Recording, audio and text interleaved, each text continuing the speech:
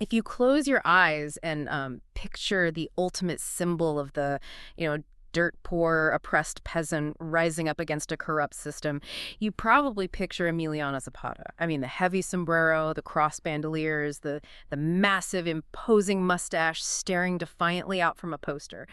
But what if I told you the real Zapata wore tailored cashmere, farmed watermelons for a handsome profit, and trained thoroughbred horses for the dictator's I family? mean, the historical reality just shatters that two-dimensional myth entirely. Yeah. We naturally gravitate toward these clean, uncomplicated narratives of righteous anger.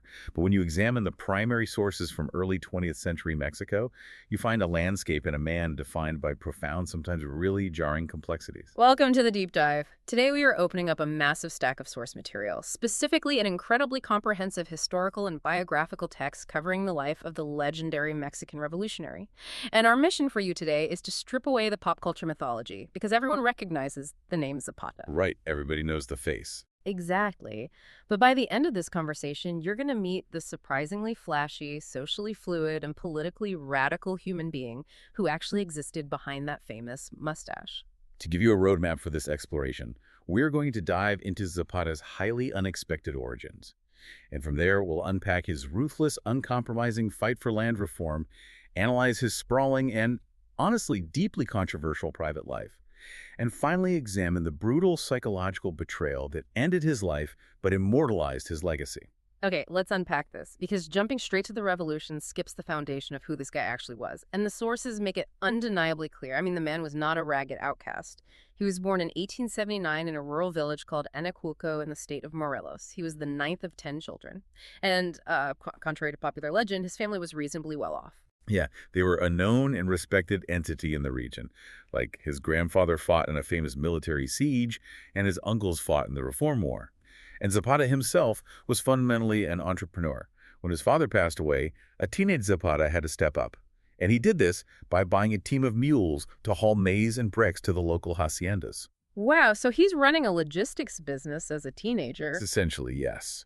He also proved to be a highly successful farmer, specifically growing watermelons as a lucrative cash crop. Right, so he's essentially the 19th century equivalent of a successful, flashy small business owner, or almost like an influencer, and he dressed the part. He actively cultivated an image of a man of means. Oh, absolutely. His loyal secretary detailed his typical charro outfit, which was tight-fitting black cashmere pants with silver buttons running down the side, a fine linen shirt, and a mozoqueña-style spurs.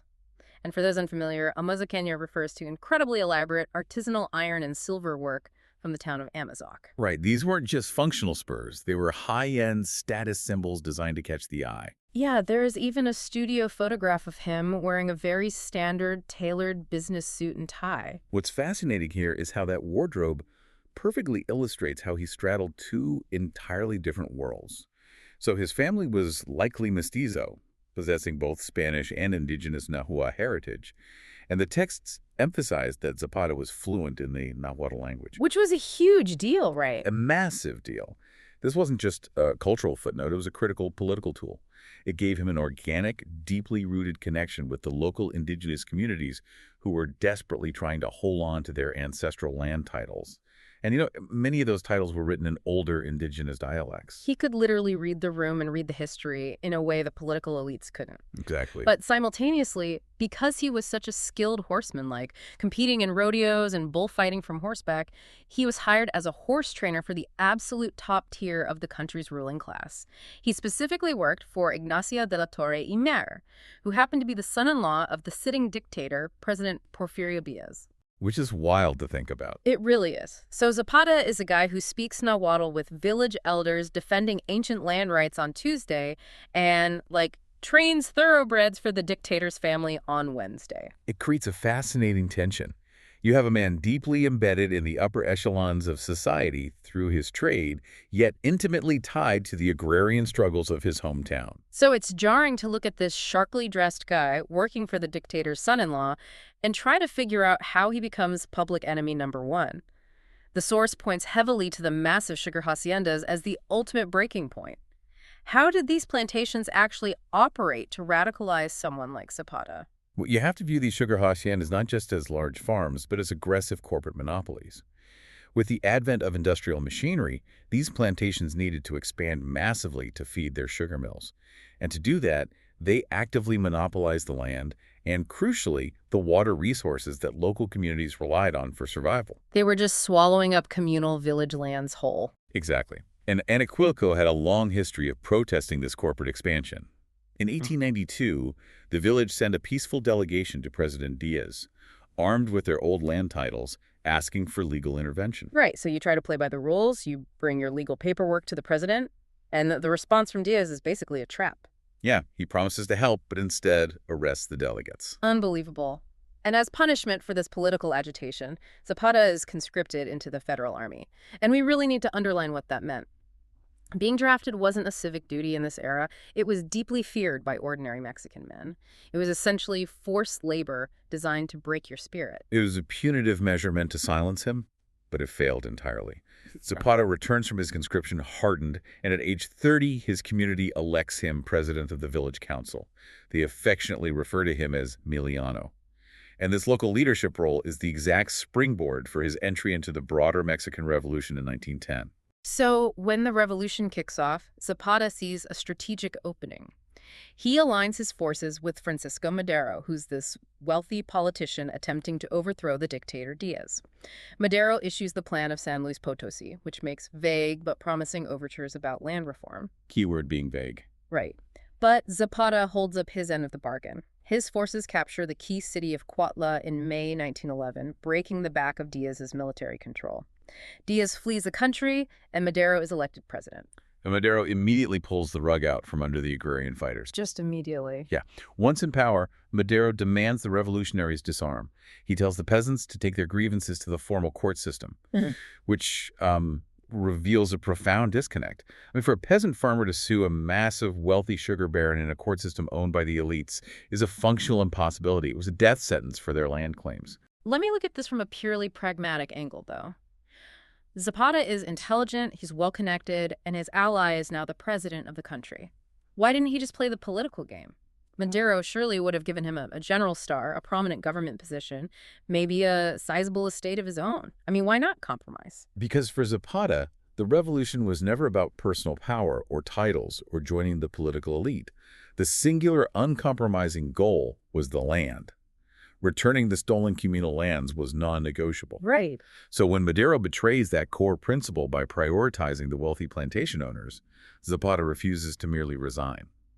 He declares Madero's presidency illegitimate, flees to the mountains, and issues the Plan of Ayala. The Plan of Ayala. This is arguably one of the most radical documents in Mexican history. It goes so far beyond a polite request for reform. Oh, completely. It demanded the immediate restitution of all land stolen during the Diaz dictatorship, but its mechanics were what made it truly radical. It demanded that 1/3 of all large plantation lands be nationalized and distributed to poor farmers. Oh. Think of it almost like an aggressive, early 20th century antitrust law. It was designed to break up these agricultural monopolies and restore a competitive, sustainable landscape for local farmers. And if a plantation owner resisted, the plan explicitly stated the remaining 2/3 of their property would be confiscated as well. That is aggressive. Very. And Zapata brilliantly invoked the legacy of Benito Juarez, who had previously stripped massive land holdings from the Catholic Church to justify stripping land from the wealthy hacienda owners. And he isn't just writing angry manifestos in the woods either. He backs this up with highly sophisticated strategy. The text notes he secured 10,000 pesos in funding from the Tacubaya. Right. These were a wealthy political faction from Tacubaya, a suburb of Mexico City, who wanted to use Zapata's uprising to destabilize the central government. And Zapata uses that immense funding to build a formidable military force. His strategy focuses on capturing the areas around the Interoceanic Railway, effectively choking off Mexico City's supply lines. And that infrastructure blockade plunges the country into further chaos. The national government essentially collapses into a revolving door of generals assassinating each other. Right, it's a complete mess. Exactly. Madero is overthrown and killed by Victoriano Huerta. Then Zapata tries to form a massive coalition, teaming up with northern revolutionary leaders like Pancho Villa, Venustiano Carranza, and Álvaro Obregón to oust Huerta.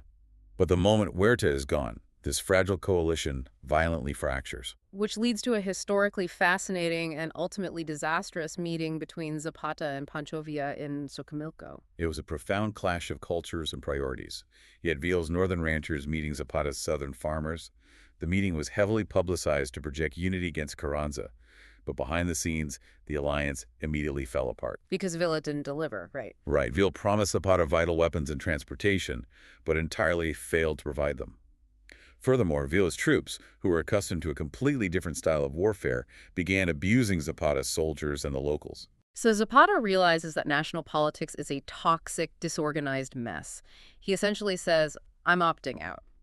He abandons the Grand National Theater, retreats to his home state of Morelos in 1915, and focuses entirely on his own backyard. This is the moment he actually implements the Plan of Ayala.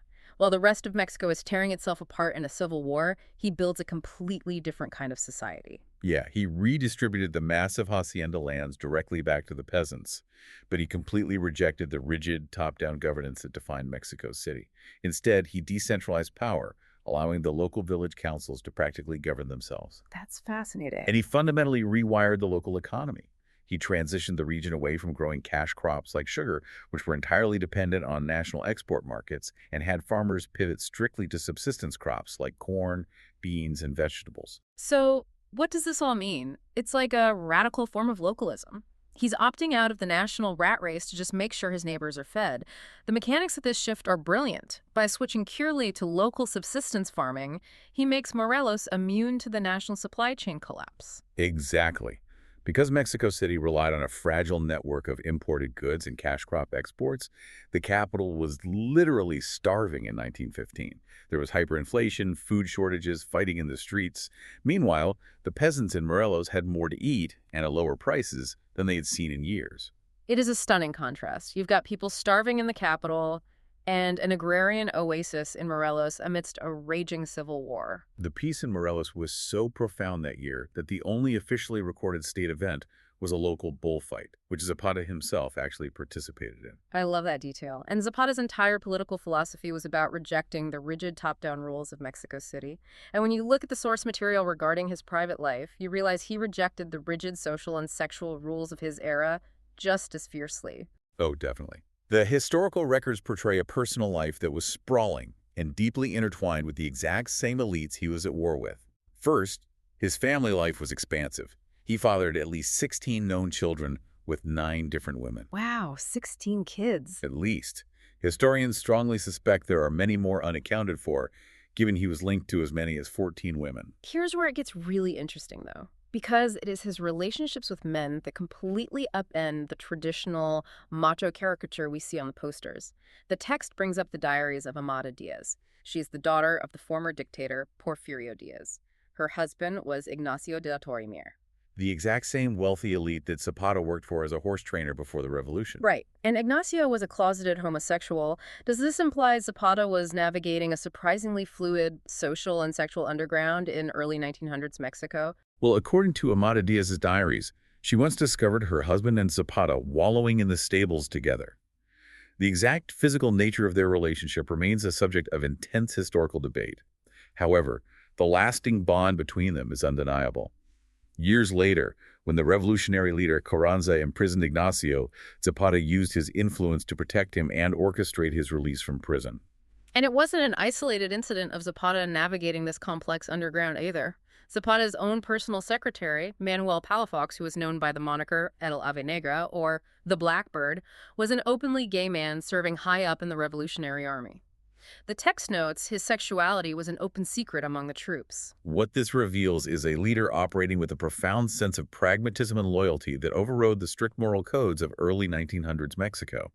Yes, when Palafox's indiscretions eventually became a severe reputational risk to the Zapatista army, Zapata was furious. Naturally. But crucially, he didn't have Palafox executed, which was common practice for far lesser offenses in other revolutionary camps. He simply reassigned him. Zapata valued competence and loyalty above traditional social boundaries. It paints a picture of a guy actively managing a messy, nuanced human existence, not just posing for a revolution.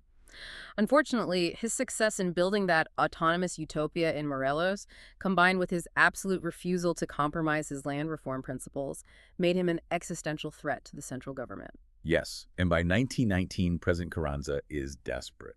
He needs to prove to the United States and the remaining Mexican elites that he can stabilize the country and crush radicalism. So he tasks a general named Pablo Gonzalez with eliminating Zapata. And Gonzalez engineers a chillingly elaborate psychological trap. He utilizes a subordinate officer, Colonel Jesus Guajardo, to stage a fake defection. The manipulation here is intense. Gonzalez supposedly caught Guajardo drinking in a cantina, arrested him, broke him down in a military cell, and offered him only one path to clear his name: orchestrate the deception of Emiliano Zapata. Right. So Guajardo reaches out to Zapata, claiming he is disillusioned with the government and wants to bring his men and vital weaponry over to the revolutionary side. No, wait, this is where I have to push back on the history a bit. Zapata is a brilliant guerrilla tactician. He's been fighting federal forces, dodging assassins, and navigating betrayals for almost a decade. How does a survivor like that just blindly trust a federal officer who suddenly sends a letter wanting to switch sides? Well, he didn't trust him blindly at all. Zapata demanded undeniable proof of Guajardo's defection. The tragedy is that Guajardo provided the ultimate horrifying proof. Zapata ordered Guajardo to attack a federal garrison at Yonacatepec.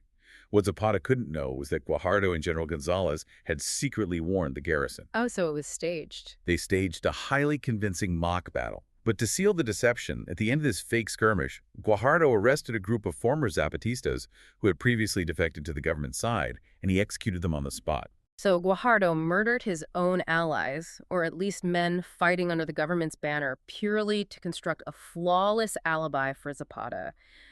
The psychological weight of that is staggering.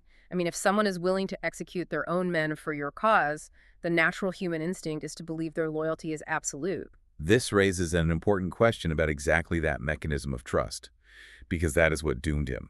Convinced by this brutal display of commitment, Zapata agrees to a final in-person meeting to accept Guajardo's defection and receive the promised ammunition. Which brings us to April 10th, 1919. Zapata rides into the Hacienda de San Juan in Chinameca, and the moment he passes the gates, the honor guard that was supposedly there to welcome him raises their rifles.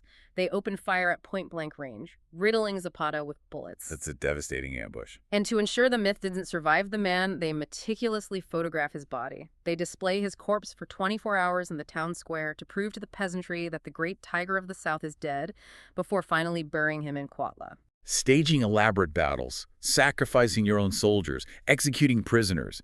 The lengths to which entrenched power will go to neutralize a threat to the status quo are terrifying. But the assassination is a massive strategic backfire for Carranza. You can kill the guerrilla leader, but displaying the body only martyred him. It completely alienated the agrarian base. The people of Morelos didn't surrender. They just kept supporting the surviving Zapatista generals, hiding them in the mountains, feeding them from the local crops. Right, it galvanized them. And that sustained, localized outrage severely weakened Carranza's hold on the country, ultimately helping another general, Obregon, oust Carranza from power shortly after. Carranza neutralized the physical threat, but he immortalized the idea. And if we connect this to the bigger picture, Zapata's political DNA survived long after 1919. The core tenets of his Plan of Ayala directly shaped Article 27 of the 1917 Mexican Constitution. That's huge. It is. That legal framework is what eventually forced the massive nationwide redistribution of land to the peasantry under President Lázaro Cárdenas in the 1930s. And his legacy permeates entirely different spheres of culture and politics today. His name and ideology inspired the modern EZLN, the Zapatista movement that emerged in Chiapas in the 1980s to fight for indigenous rights. You see his face on banknotes, entire towns are named after him, and the source text even notes there is a fossilized reptile discovered in the region named the Zapatodon. Which is pretty incredible. In many rural regions, he is revered on a spiritual level, heavily interwoven with Catholic liberation theology and local indigenous belief systems. He basically transitioned from a man to a saint-like figure of agrarian justice. But because he is such a universally recognized symbol, the fight over who gets to claim his image and what that image means is still incredibly fierce. Our source highlights a fascinating controversy from 2019. The Palacio de Bellas Artes in Mexico City hosted an art exhibition to mark the 100th anniversary of his assassination.